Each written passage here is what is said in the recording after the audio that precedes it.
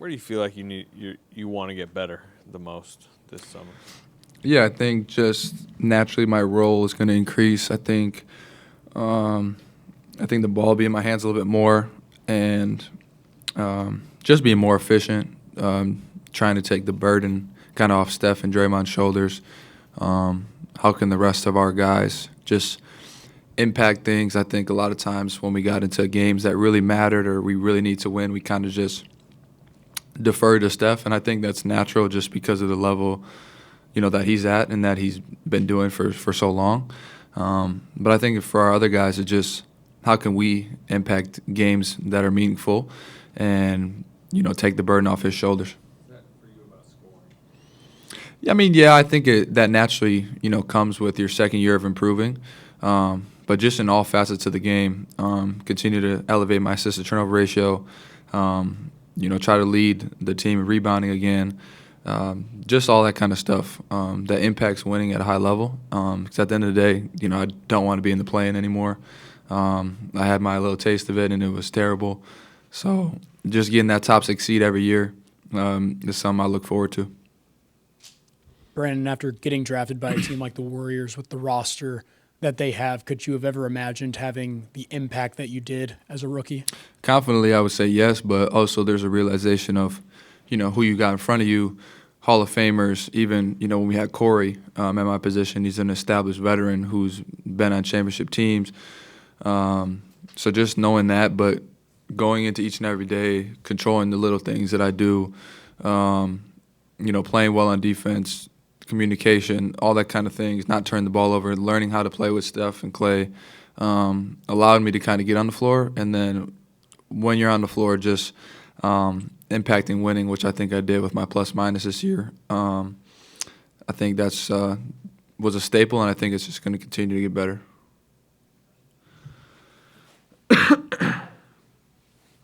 In your meetings with the coaches today, where did the summer league come up in your conversations? Yeah, I'll definitely be playing. I know me and Trace will.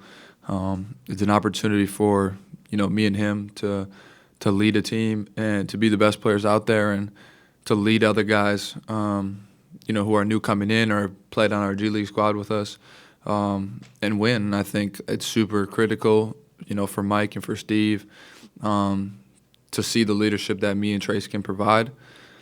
And for me, it's an opportunity to show them what I can do with the ball in my hands. Obviously, that sample size was, obviously minimal because we had Steph and Chris. But I think it would be a huge opportunity for me. Was there a point this season where you felt, I don't just belong, but I can lead too? Yeah, I mean, there's always that belief. But like I said in Anthony's question, there's just you have Steph and you have CP, and you don't want to overstep as a rookie. You understand what they've accomplished and what they bring to the table. So, I mean, I look back at that Milwaukee game in Milwaukee. Steph and CP didn't play, and to do the things that I did, I think in that game kind of goes to show, where I can get to. But at the end of the day, we have those two guys, and, they're Hall of Fame guys. So just kind of finding my role as a rookie and, trying to fit in where I can fit in, it was the biggest, key for me. You mentioned, you guys were in the play-in 10 seed. If the roster changes this summer are marginal, do you think you guys can't make a big leap? Yeah, because I think our young guys will get, way better. Obviously, everybody's confidence will take a step up. But like I said to your question earlier, just taking that burden off Steph and Draymond and not always having to rely on them. And so when teams, scout for us, they're not just trying to take away, Steph and Clay. They have to worry about, me, Jonathan, Moses, Trace. Just knowing that and knowing how much better I can get. This is the longest offseason I've ever had in my life. Last year was the draft combine, pre-draft. The year before that I was in the transfer portal, and then in high school you're playing AAU the whole summer. So to have April all the way till October now is a lot of room for me to get better, and I'm excited to see what I look like come October. Brandon, what's the biggest challenge you learned from an 82-game season? Biggest challenge, I think me and Steph talked about it, just putting everything into perspective. Nothing's ever as good or as bad as it seems, and knowing that there's going to be ups and there's going to be downs. You're going to win some, you're going to lose some. But the next game comes quick, and there's not many practices in between. So kind of watching, your previous games to get better, I think was super critical for me. And I think throughout the course of the year, each and every game I took a step up. And if I did take a step back, I took 2 more steps forward. So I feel like the way I finished out the year was pretty well. From when I first played against Minnesota or whatever game, New Orleans, to yesterday, I think I've improved so much. And like I said, just this year I'm going to be at come October, I think it'll be exciting for me. I think you and Steph's relationship has obviously been talked about, but whether it's a player, a coach, et cetera, who's someone maybe behind the scenes that has been a surprise in your development too? Yeah, I think a lot of our player development staff, surprisingly, Mike has been a huge piece of it. Obviously, he has connections back to Wisconsin. So just being able to talk to him about stuff, we have a lot of player development guys, Seth Cooper, Chris DeMarco, all guys from Wisconsin. So to have that comfort and them have understanding of kind of where we come from and stuff like that, having Loon around has been, super impactful. He's not a guy that's going to put up huge numbers, but his impact on our locker room is second to none. Just the insight that he provides, the confidence that he gives to our younger guys, has something that kind of goes by the wayside because of everything else we have going on. But he's super impactful. What did you appreciate about being teammates with Clay this season? Oh, Mike, it's amazing just to see a high-level shooter like that.